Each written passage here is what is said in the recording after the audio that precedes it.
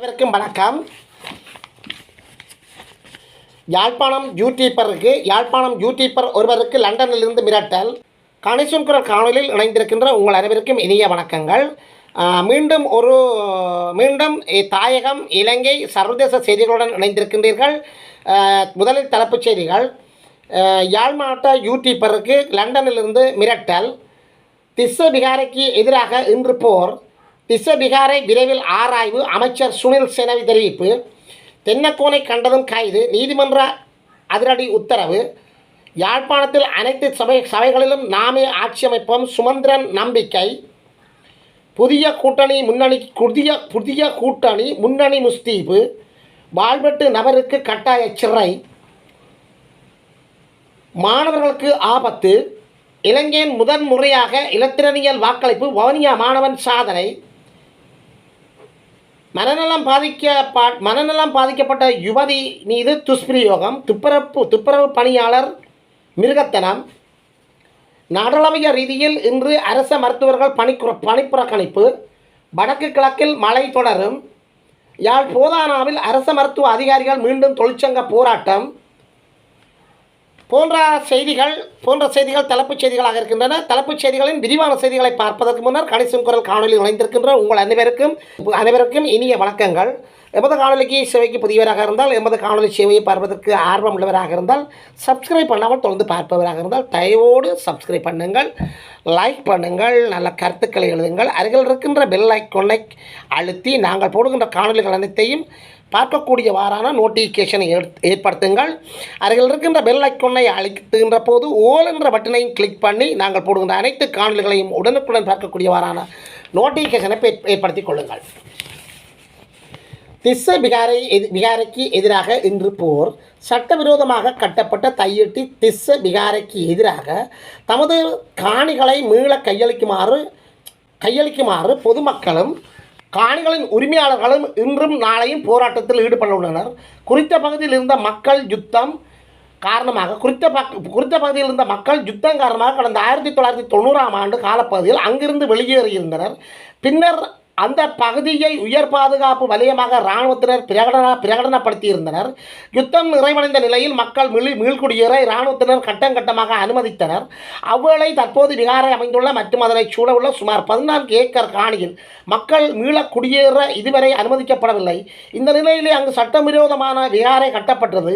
ஒருங்கிணைப்பு குழு கூட்டங்களில் சுட்டிக்காட்டிய போதிலும் பிரதேச மற்றும் மாவட்ட ஒருங்கிணைப்பு குழு கூட்டங்களின் முடிவுகளுக்கு மாறாகவே இந்த விகாரை கட்டப்பட்டுள்ளது.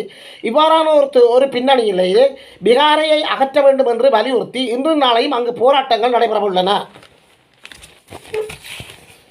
திஸ்ஸ பிகாரையில் விரைவில் ஆராய்வு, அமைச்சர் சுனில் செனவி தெரிவிப்பு. யாழ்ப்பாணம் வடக்கு பகுதியில் கட்டப்பட்டுள்ள திஸ்ஸ பிகாரை பகுதியில் விரைவில் நேரடியான ஆய்வுப் பணிகளை மேற்கொள்ள உள்ளதாக புத்த சாசன, சமய மற்றும் கலாச்சார அலுவல்கள் அமைச்சர் கினிதும சுனில் செனவி தெரிவித்துள்ளார். புத்த சாசன, சமய மற்றும் கலாச்சார அலுவல்கள் பற்றிய அமைச்சுசார் ஆலோசனை குழுவில் முதலாவது கூட்டம் நேற்று இடம்பெற்றது.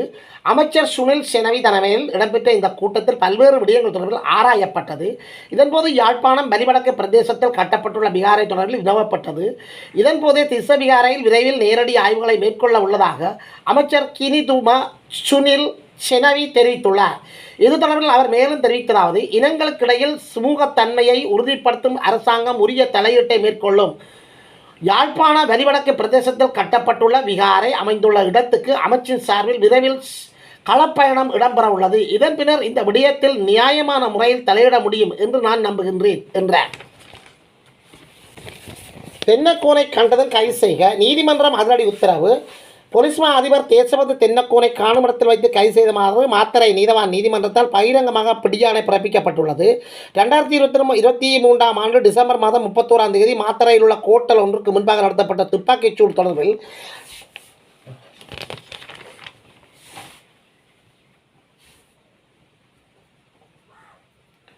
மேற்கொள்ளப்பட்ட விசாரணைகளின் அடிப்படையில் கடந்த மாதம் 28ஆம் தேதி முன்னாள் போலீஸ் மா அதிபர் தேசபந்து தென்னக்கோனுக்கு மாத்தறை நீதிமன்றம் பிடியாணை பிறப்பித்திருந்தது. அத்துடன் அவருக்கு வெளிநாட்டு பயண தடையும் விதிக்கப்பட்டிருந்தது. எனினும் கைது நடவடிக்கையில் இருந்து தப்புவதற்கு தேசபந்து தென்னக்கோன் தற்போது தலைமறைவாக உள்ளார். இதையடுத்து தென்னக்கூனை காணும் இடத்தில் வைத்து கைது செய்வதற்கான பகிரங்க பிடியாணையை மாத்தறை நீதிமன்றம் நேற்று பிறப்பித்துள்ளது. அனைத்து சபைகளையும் நாமே ஆட்சி அமைப்போம் சுமந்திரன் நம்பிக்கை. யாழ்ப்பாணத்தில் உள்ள 17 சபைகளிலும் இலங்கை தமிழரசு கட்சி ஆட்சி அமைக்கும் என்ற உறுதியான நம்பிக்கை உள்ளது என்று தமிழரசு கட்சியின் பதில் பொதுச் செயலாளர் ஜனாதிபதி சட்டத்திரணி M.A. சுமந்திரன் தெரிவித்துள்ளார். உள்ளூராட்சி தேர்தலுக்கான கட்டுப்பணம் செலுத்திய பின்னர் அவர் மேலும் தெரிவித்ததாவது, மாவட்டத்தில் உள்ள 17 சபைகளிலும் போட்டியிடுவதற்கு கட்டுப்பணத்தை செலுத்தியதுடன் வேட்புமனு படிவங்களையும் பெற்றுள்ளோம். அனைத்து சபைகளிலும் நாங்கள் நிர்வாகத்தை அமைப்போம் என்ற நம்பிக்கையை கொண்டுள்ளோம். உள்ளூராட்சி சபைகளில் முதல்வர் அல்லது தவிசாளர் யார் என்பதை தேர்தலின் போது அறிவிப்பதில்லை என்று இலங்கை தமிழரசு கட்சி தீர்மானம் எடுத்துள்ளது. தேர்தல் முடிந்த பின்னரே அந்த விடயங்கள் அறிவிக்கப்படும். அநேகமாக பல புதியவர்கள் இம்முறை நியமிக்கப்படுவார்கள். தமிழரசு கட்சிக்கு அதிகமான வேட்பாளர்கள் இருக்கின்றார்கள். அவ்வாறு அதிகமானவர்கள் இருப்பதால் வேட்பாளர்களின் தெரிவில் இழுபறி காணப்படுகின்றது.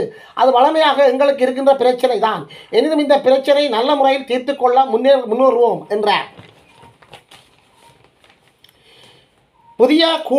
புதிய கூட்டணிக்கு முஸ்தீபு தமிழ் தேசிய மக்கள் முன்னணியும் இன்னும் சில தரப்புகளும் புதிய தேர்தல் கூட்டணியை அமைப்பது தொடர்பில் பேச்சுவார்த்தை நடத்தி வருகின்றன என்று தெரிய வருகின்றது.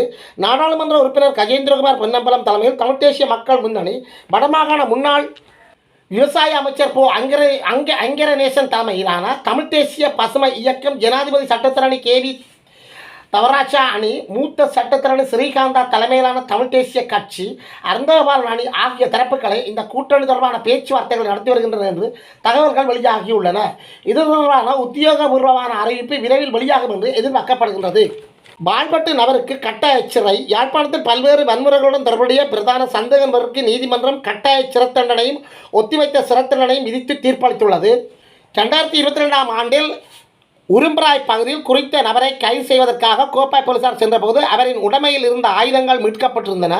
அத்துடன் அவர் போலீசாரின் கடமைக்கு இடையூறும் அச்சுறுத்தலும் விடுத்த சட்டபூர்வமான கைதிலிருந்து தப்பிச் சென்றிருந்தார். இதையடுத்து அவருக்கு எதிராக தொடரப்பட்ட வழக்கு யாழ்ப்பாணம் நீதவான் நீதிமன்றில் இடம்பெற்று வந்தது.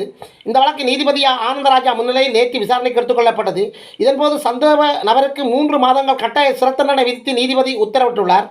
அத்துடன் 2 வருடங்களுக்கு 4 மாதங்களுக்கும் சிறை தண்டனைகளை விதித்து அதை 10 வருடங்களுக்கு ஒத்திவைத்தும் நீதிபதி உத்தரவிட்டுள்ளார். மனநலம் பாதிக்கப்பட்ட யுவதி மீது துஷ்பிரயோகம், துப்புரவு பணியாளர் சாதனை. யாழ்ப்பாணம் தெல்லிப்பளை ஆதார மருத்துவமனையில் மனநலம் பாதிக்கப்பட்டு உளவியல் சிகிச்சை பெற்று வந்த பொன்னொருவரை துஷ்பிரயோகத்துக்கு உட்படுத்திய குற்றச்சாட்டில் துப்புரவு பணியாளர் கைது செய்யப்பட்டிருக்கின்றார். திருமணம் முடித்ததாக வாக்குறுதி வழங்கிய மனநலம் பாதிக்கப்பட்ட அந்த யுவதியை அவர் துஷ்பிரயோகத்துக்கு உட்படுத்தியுள்ளார் என்று தெல்லிப்பளை போலீசாரிடம் வழங்கிய முறைப்பாட்டில் தெரிவிக்கப்பட்டுள்ளது. முறைப்பாட்டுக்கு அமைய விசாரணைகளை மேற்கொண்ட போலீசார் சந்தேக நபரான துப்புரவு பணியாளரை கைது செய்துள்ளனர். அவரிடம் மேலதிக விசாரணைகள் இடம்பெற்று வருகின்றன. சந்தேக நபரை சட்ட நடவடிக்கைக்கு உட்படுத்தும் நகர்வுகளும் போலீசாரால் மேற்கொள்ளப்பட்டு வருகின்றது.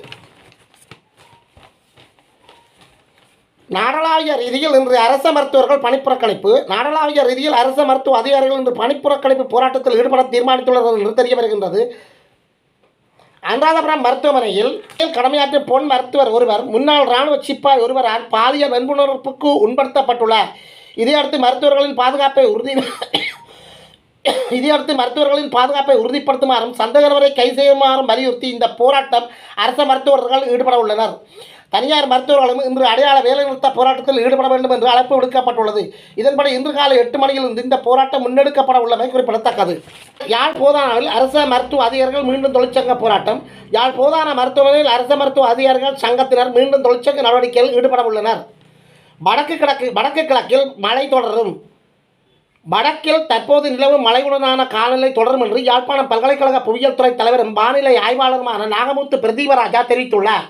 இது தொடர்பில் அவர் நேற்று வெளியிட்டுள்ள ஊடக அறிக்கையில் உள்ளதாவது, தற்போது வடக்கு மற்றும் கிழக்கு மாகாணங்கள் உட்பட நாட்டின் பல பகுதிகளிலும் கிடைக்கும் மழை நாளையும் இன்றும் தொடர வாய்ப்புள்ளது. ஆனால் நேற்றுடன் ஒப்பிடும்போது இன்று புதன்கிழமை சற்று குறைவாகவே மழை கிடைக்கும். அதேவேளை நாளை மறுதினமும் வடக்கு மற்றும் கிழக்கு மாகாணங்களில் மழையற்ற அல்லது மிக குறைவான மழையுடன் கூடிய வானிலை நிலவும். அதனால் எதிர்வரும் 15ஆம் தேதி முதல் 25ஆம் தேதி வரை வடக்கு மற்றும் கிழக்கு மாகாணங்கள் உட்பட நாட்டின் பெரும்பாலான பகுதிகளுக்கு மிதமான முதல் கனமான வரை மழை கிடைக்கும் வாய்ப்புள்ளது என்றார். வானிலை ஆய்வாளரான நாகமுத்து பிரதீபராஜாவின் இந்த அறிக்கை நேற்றைய புவியியல் மாதிரிகளின் அடிப்படையிலான எதிர்வுகூறல் என்பதும் இதில் மாற்றங்கள் நிகழலாம் என்பதும் குறிப்பிடத்தக்கது. மாணவர்களுக்கு ஆபத்து. 38 மாணவர்கள் மருத்துவமனையில். மட்டக்களப்பில் சம்பவம். மட்டக்களப்பு கரடியனாறு பகுதியில் உள்ள பாடசாலை ஒன்றில் உணவு ஒவ்வாமையால் பாதிக்கப்பட்ட 38 மாணவர்கள் மருத்துவமனையில் சேர்க்கப்பட்டுள்ளனர். பாடசாலையின் சிற்றுண்டி சாலையில் விற்பனை செய்யப்பட்ட உணவை உட்கொண்டமையால் தான் மாணவர்களுக்கு ஒவ்வாமை ஏற்பட்டிருக்கலாம் என சந்தேகிக்கப்படுகின்றது. பாதிக்கப்பட்ட 38 மாணவர்களில் 28 மாணவர்கள் மேலதிக சிகிச்சைக்காக மட்டக்களப்பு போதனா மருத்துவமனைக்கு மாற்றப்பட்டுள்ளனர். பாடசாலையின் சிற்றுண்டி சாலையில் உணவு மாதிரிகள் மற்றும் குடிநீர் மாதிரிகள் புறப்பட்டு பரிசோதனைகள் மேற்கொள்ள நடவடிக்கைகள் மேற்கொள்ளப்பட்டுள்ளன. தமது குழந்தைகளை தேடி பெற்றோர்கள் மருத்துவமனைக்குள் நுழைந்தமையால் அந்த பகுதியில் நேற்று பதற்றமான நிலை ஏற்பட்டது. வவுனியா மாணவன் சாதனை. இலத்திரனியல் வாக்களிப்பு இயந்திரம் கண்டுபிடிப்பு. இலங்கையின் முதன்முறையாக இலத்திரனியல் வாக்களிப்பு இயந்திரத்தினூடாக தேர்தல் ஒன்று நடத்தப்பட உள்ளது. வவுனியா விவேகானந்தா கல்லூரியில் நேற்று இடம்பெற்ற மாணவர் நாடாளுமன்ற தேர்தலிலே இந்த இலத்திரனியல் முறை வாக்களிப்பு இடம்பெற்றுள்ளது. வவுனியா விவேகானந்தா கல்லூரி மாணவன் கபிலாஷ் என்பவர் அண்மையில் புத்தாக்க போட்டிக்காக இலத்திரனியல் முறையிலான வாக்களிப்பு இயந்திரத்தை கண்டுபிடித்திருந்தார். நாட்டிலிருந்து கடதாசி பாவனையை அகற்றும் நோக்குடன் இந்த கண்டுபிடிப்பை அவர் நிகழ்த்தியிருந்தார். அவரால் கண்டுபிடிக்கப்பட்ட இலத்திரனூடே நேற்று வாக்களிப்பு பதிவு செய்யப்பட்டுள்ளது. வவுனியா உதவி தேர்தல் ஆணையாளர் அமல்ராஜ், வவுனியா தெற்கு வலய கல்வி பணிப்பாளர் முகுந்தன், பாடசாலை அதிபர், அயற்பாடசாலை அதிபர்கள், கல்வி வலய ஆசிரியர்கள் உட்பட பலர் முன்னிலையில் இந்த இலத்திரனியல் வாக்களிப்பு முறை அறிமுகப்படுத்தப்பட்டிருந்ததோடு வாக்களிப்பு இடம்பெற்றிருந்தது. இதன் பின்னர் குறுகிய நேரத்தில் தேர்தல் முடிவுகள் வெளியிடப்பட்டிருந்தமையும் விசேட அம்சமாகும். பொன் மருத்துவர் துஷ்பிரயோகம் விசாரணை செய்வதற்கு 5 போலீஸ் குழுக்கள். அனுராதபுரம் மருத்துவமனையில் பொன் மருத்துவர் ஒருவரை பாலியல் வன்புணர்வுக்கு உட்படுத்திய சம்பவத்துடன் தொடர்புடைய நபரை கைது செய்வதற்கு 5 போலீஸ் குழுக்கள் ஈடுபடுத்தப்பட்டுள்ளதாக பொது பாதுகாப்பு அமைச்சர் ஆனந்த விஜயபாலா நாடாளுமன்றத்தில் தெரிவித்திருந்தார். குறித்த சந்தேக நபர் இராணுவத்திலிருந்து தப்பியோடியவர் என அடையாளம் காணப்பட்டுள்ளார். சந்தேக நபரின் இருப்பிடம் தற்போது அடையாளம் காணப்பட்டுள்ளது என்றும் அவர் குறிப்பிட்டுள்ளார். இதேவேளை இந்த சம்பவத்துக்கு எதிர்ப்பு தெரிவித்து அனுராதபுரம் மருத்துவமனையில் கடமையாற்றுவோர் வேலைநிறுத்த போராட்டத்தில் நேற்று செவ்வாய்க்கிழமை ஈடுபட்டிருந்தனர். யாழ்ப்பாணம் யூடியூபர் ஒருவருக்கு லண்டனில் இருந்து மிரட்டல். யாழ்ப்பாணம் யூடியூபர் ஒருவர் அண்மையில் உதவி காணொலி எடுக்கின்ற யூடியூபர்களுக்கான ஆலோசனை வழங்குவது போன்ற ஒரு காணொலியை வெளியிட்டிருந்தார். அதன் பின்னணியில் குறித்த உதவி காணொலி எடுப்பவருக்கு பல்வேறு சமூக மட்டங்களில் பல்வேறு பிரச்சனைகள் எழுந்தன. அது மட்டுமில்லாமல் அனைத்து ஊடகங்களிலும் அது சம்பந்தமான காணொலிகள் வெளிவந்தன. அதன் பின்னணியில் அவர் தற்போது கைது செய்யப்பட்டிருக்கின்றார். இதன் பின்னணியில் லண்டனில் இருந்து குறித்த யூடியூபருக்கு மிரட்டல் ஒன்று விடப்பட்டிருப்பதாகவும் அந்த காணொலியில் உதவி காணொலி எடுப்பவரின் வீடியோவை உடனடியாக அளிக்கும்படியும் அளிக்காத பட்சத்தில் கடுமையான விளைவுகளை சந்திப்பாய் என்றும் கடும் மிரட்டல் பாணியில் லண்டனில் இருந்து ஒரு தொலைபேசி அழைப்பினூடாக லண்டன் வாழ் தமிழர் ஒருவர் தொலைபேசி அழைப்பினூடாக குறித்த யூடியூபரை மிரட்டியுள்ளார். இது சம்பந்தமான ஆதாரங்கள், குறித்த லண்டன் வாழ் யூடியூபரின் தொலைபேசி இலக்கங்கள், அவருடைய குரல் பதிப்பு ஆதாரங்கள் அனைத்தையும் குறித்த யூடியூபர் இன்றைய தினம் வெளியிட்டு வருகின்றார். இது தற்போது சமூக ஊடகங்களில் வைரலாகி வருகின்றது.